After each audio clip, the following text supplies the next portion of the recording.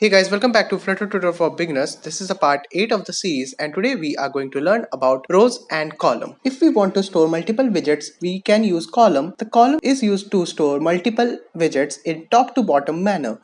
So let me just quickly demonstrate that.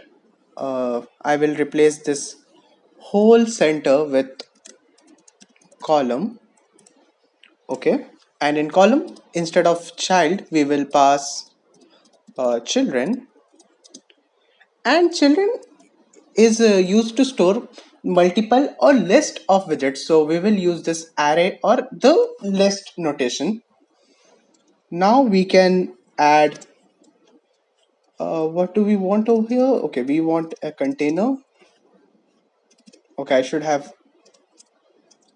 noted down the dimension for the this container, but that's too late. I will just figure it out later again. In here we can have you know what, let's just ditch this container and have a text. You have pressed the button.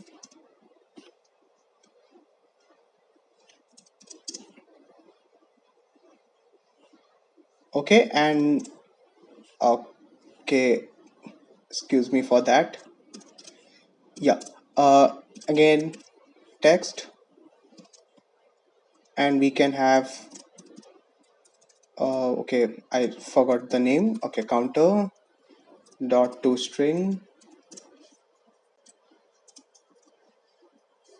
and let's now reload the app, and you can see it's over here and it does not look very nice.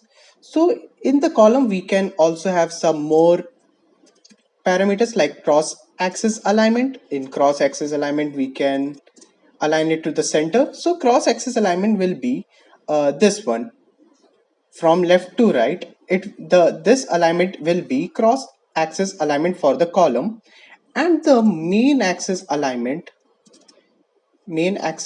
also to center. It means this from top to bottom will be the main axis. And now let's just reload the app, and you can see the it's in the center, but I don't know why it's not here. Okay, never mind. I can simply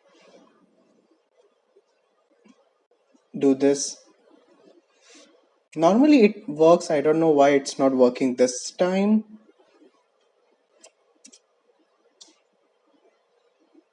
Yep, perfect. And we can also refactor the code like this.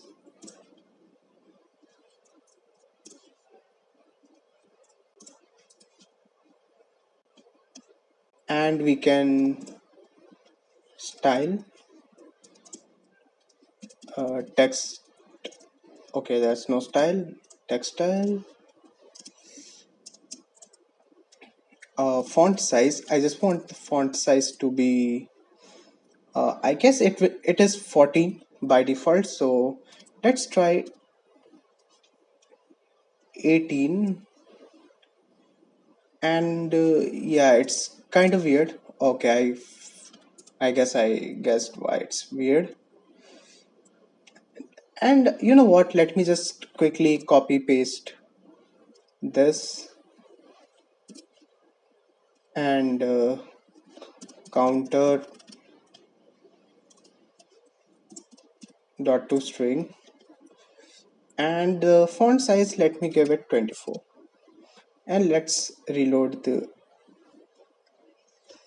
app. Excuse me guys. Okay, 24 is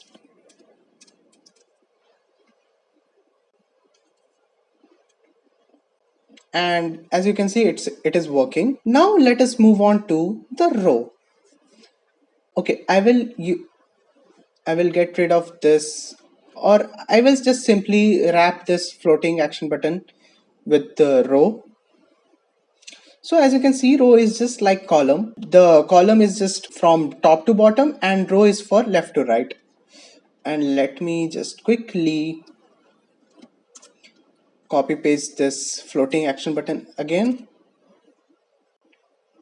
And as you can see, now we have two floating action button from left to right. So now let us just decorate the positioning of this floating action buttons. So main axis alignment, let us say enter end. Okay, so yeah, I will still like to have some space in between them. So what I can do, I can have a sized box with width. I can't spell width, right? Okay. Let us say 8. I hope 8 should be enough. Yep. Okay, I'm quite happy with that. And now let us do one thing. Let us have -1 icon over here and plus icon here. So let me just quickly change. Where's the floating action button? Okay, first of all, let me just quickly do this. And one more thing I will like to add here is if counter, counter is greater than 0, greater than 0, then it will be active, otherwise it will be null, it will not do anything. So now let me quickly find, okay, here is the minus, I guess that's a -1. Yep. Okay, now let us reload the app. Okay, let's see. And it's not going below 0. And we have modified the counter app a bit. So this is it for this video. I hope you found this video helpful. If you did, please hit that like button. And if you're new here, then consider subscribing. I will be posting more videos like this. So see you next time. Until next time, goodbye.